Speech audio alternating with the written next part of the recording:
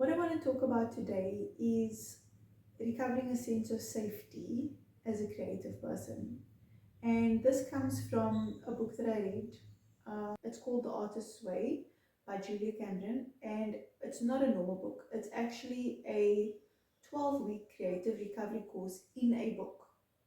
And what I want to talk about today is the first week's topic, which is recovering a sense of safety and why that's important. So, as a creative person, I don't think you can create while you are full of fear. So, for most people who do not consider themselves creative or have yearnings but don't know how to follow them or don't feel like they can, you feel blocked in some way, like you have these desires, but for some reason you just cannot pursue them. Most of those blocks come down to core negative beliefs that you have acquired somewhere along your childhood or young adulthood where you've experienced a creative injury. So, one of mine happened when I was 9 or 10 years old. Um, we had a substitute teacher. This was in um, 4.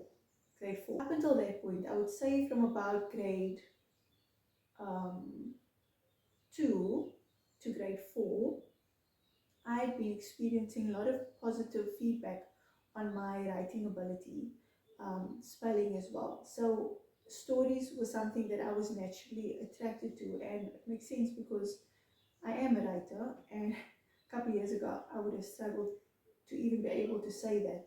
That was something um, that I was noticeably gifted in, even from my early childhood. I was always attracted to stories. I always wanted my parents to read to me. Um, so I would get really good marks for spelling. I would get really good feedback on my creative essays, and it was no different in grade 4. But one particular week, we had a substitute teacher, and I remember her name because of how impactful this particular experience was to me. I'm obviously not going to mention it. Um, but what happened was we were given a writing task, and the topic was our dreams, like to write about a dream of ours. And it sounded very clear cut, because for some reason everyone else in the class got the memo because they wrote about the same thing, going to Disney World. Whereas I wrote about an actual dream.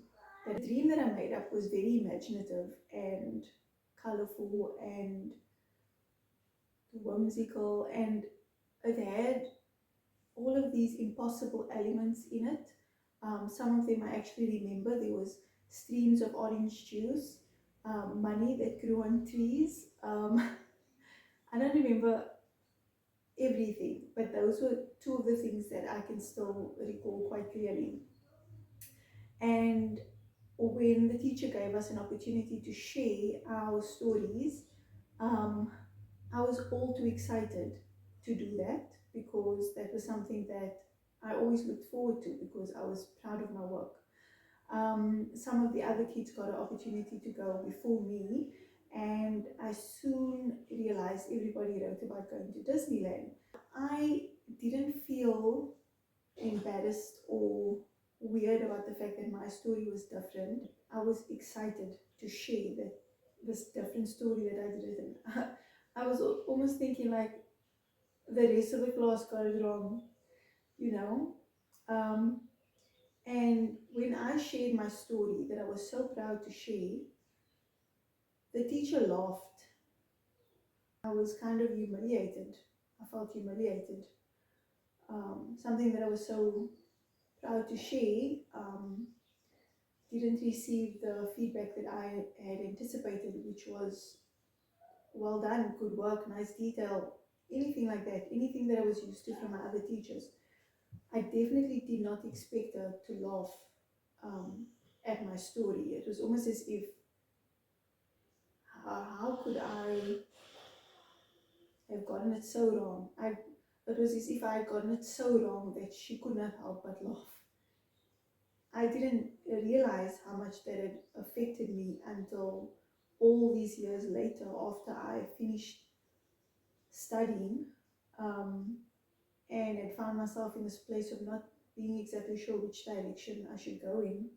And as a kind of a last like resort, I took this book out and worked my way through The Artist's Way. And the first week, as I mentioned, was recovering a sense of safety.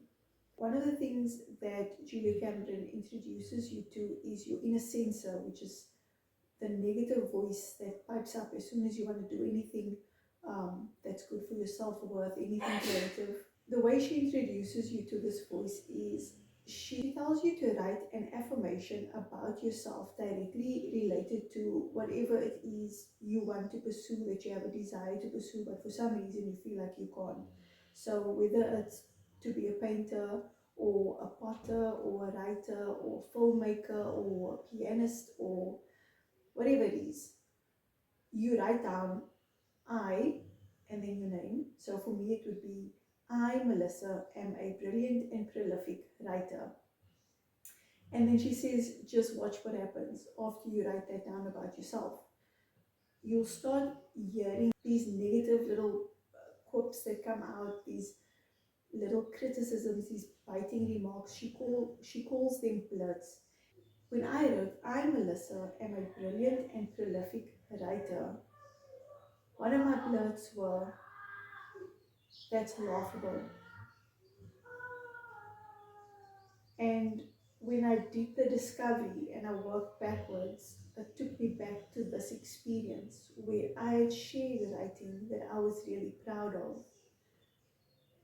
And not only did the teacher laugh at my writing, but as all impressionable 9/10-year-olds do, they follow the example set by the teacher and they joined in. Um, so it kind of explained why I never took my writing very seriously. When I discovered this, there was so much grief over the time lost to this creative injury, um, because I just imagined what kind of life I could have had if my creativity was nurtured. And she says this is normal. You know, you have to give yourself time to grieve these creative injuries because all of these things create like bondage, it creates fear that you just carry around with you and it stops you from doing the things that you want to do. And you have no idea why until you explore it, like identify it and release it. One of the other things she said was to turn all of your bloods into affirmations, positive affirmations. So whatever the fear was, whatever core negative belief you've encouraged to keep yourself safe from experiencing any of the core creative injuries you may have experienced as a child or as a young adult, or at any point where you maybe shared your creativity in a space that wasn't exactly nurturing or supportive. She says to turn those core negative beliefs into positive affirmations.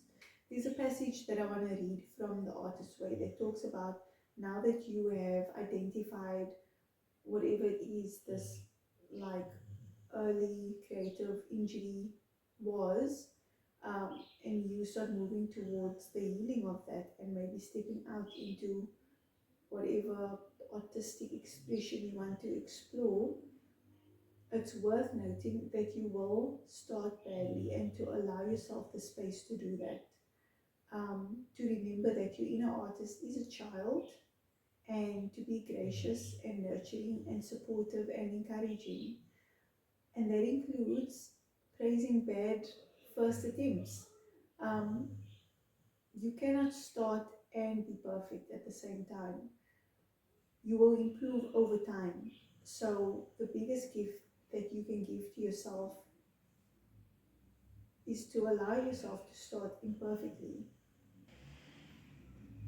But thank you so much for joining me. I hope that you found some of this helpful, and I will see you next time.